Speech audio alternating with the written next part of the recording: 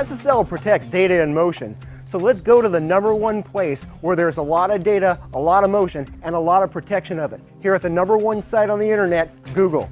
Let's talk to Stephen McHenry about the now and the next of SSL.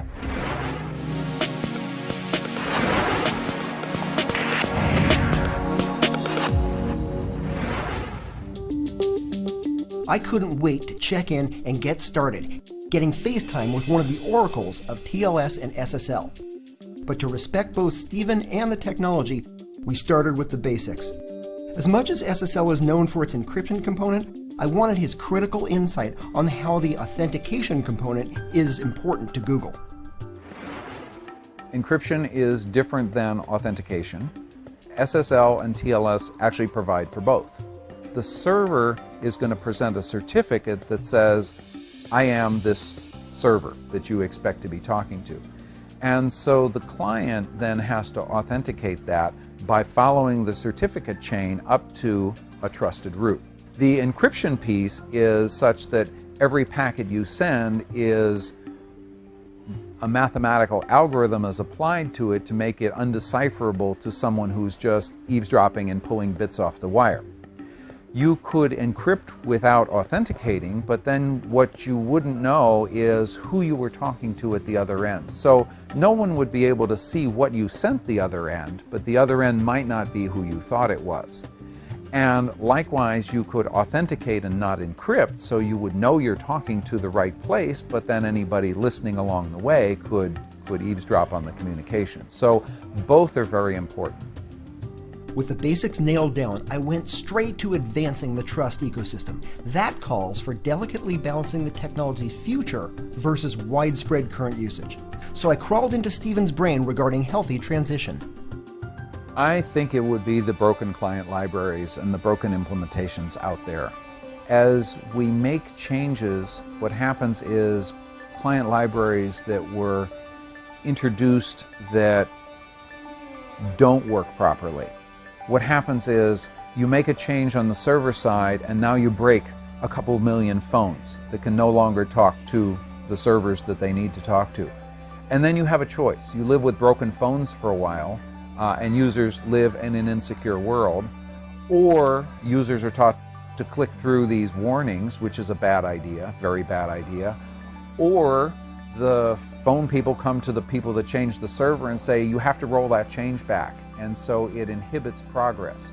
And you can't roll forward and keep the balance between security and cost going. You're actually delaying changes that you want to make because you almost have a foot nailed in the past by all these older client libraries that you have to talk to. So that's probably the single most important thing in the ecosystem today.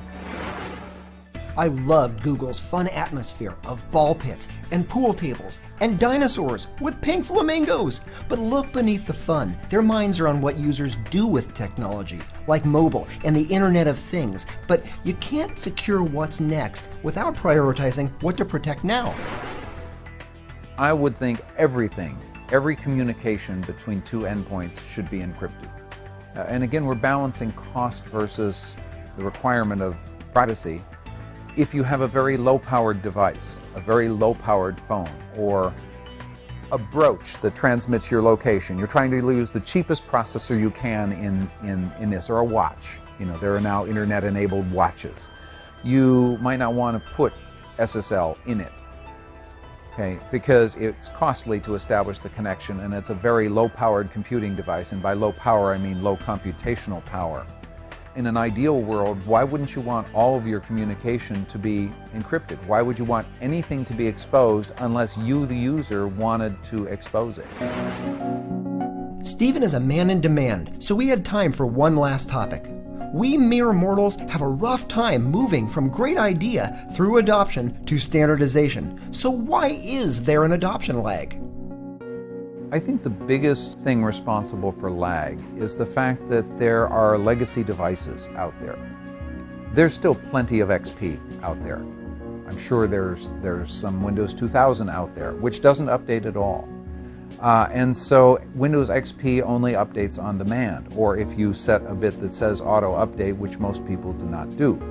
So If you instantly mandated a change and the change had to go in, and everybody had to understand that in order to work, all those old clients would break. And so as a result, what we try and do when we introduce a change to the standard is we specify how it should work, and then we say clients should adopt this, right? So for a period of time, it's not mandatory.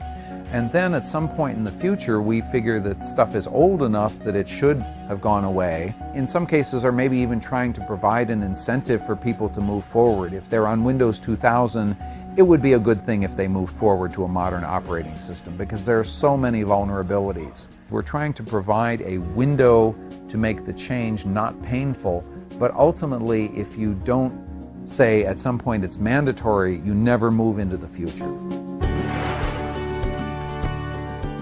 What a great opportunity to not only get the perspective of someone who's expert in SSL, but passionate about it too. Hope you learned something. I certainly did. Catch me for the next installment in the series. Until then, I'm Jeff Bardo for Symantec.